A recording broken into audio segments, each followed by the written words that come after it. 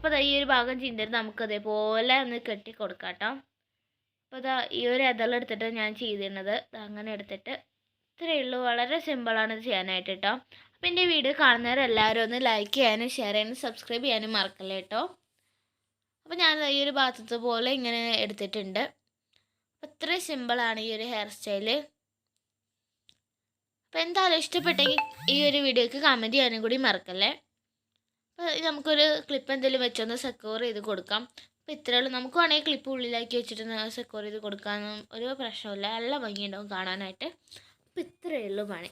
അപ്പം ഞാൻ രാവിലെ സ്കൂളിൽ പോകണാലും നല്ല എണ്ണയൊക്കെ തേച്ചിട്ടുണ്ട്. അതെൻ്റെ മുടി ഇങ്ങനെ നിൽക്കുന്നത് അല്ലെങ്കിൽ പിന്നെ പാറി പറന്നുകൊണ്ടാണ്. അപ്പം ഞാൻ എണ്ണ തേച്ച് കുളിച്ചിട്ടാണ് നിൽക്കുന്നത്. അതുകൊണ്ടാണ് കേട്ടോ ഇങ്ങനെ.